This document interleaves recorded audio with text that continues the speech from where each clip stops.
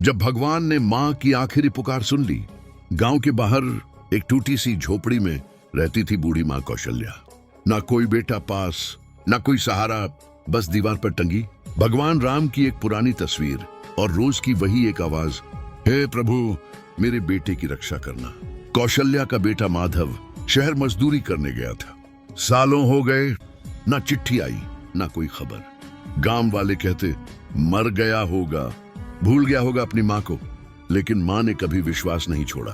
नक्शाखिरी रात, उस दिन तेज बारिश हो रही थी, झोपड़ी की छत टपक रही थी। माँ का शरीर बुखार से कांप रहा था। कांपते हाथों से उसने भगवान राम की तस्वीर को पकड़ा और फूट फूट कर रो पड़ी। हे राम, अगर मेरा बेटा जिंदा है तो एक बार उसे दिखा दो, और अगर नहीं तो मुझे भी अपने पास बुला लो। उसकी आवाज बारिश में खो गई। देवधर शहर में उसी रात माधव को अचानक बेचैनी होने लगी। दिल जोर जोर से धड़कने लगा। आंखों के सामने बार बार माँ का चेहरा आ रहा था। उसने बिना कुछ सोचे सब काम छोड़ा और गांव की ओर निकल पड़ा। देर हो चुकी थी। सुबह जब माधव गांव पहुंचा तो झोपड़ी के बाहर भीड़ खड़ी थी। अंदर जाकर देखा, माँ शांत पड़ी थी। चेहरे पर हल्की सी मुस्कान थी और हाथ में भगवान राम की वही तस्वीर। माधव जमीन पर गिर पड़ा। माँ, मैं आ गया, आंखें खोलो माँ। लेकिन अब आवाज सुनने वाला कोई नहीं था।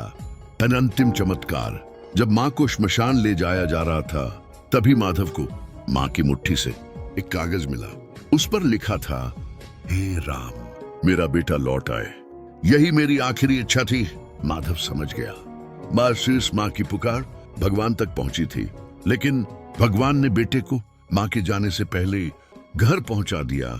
सीख, सनातन गूंज, माँ की ममता और भगवान में विश्वास कभी व्यर्थ नहीं जाता। जो देर से आता है वो भी भगवान की ही योजना होती है।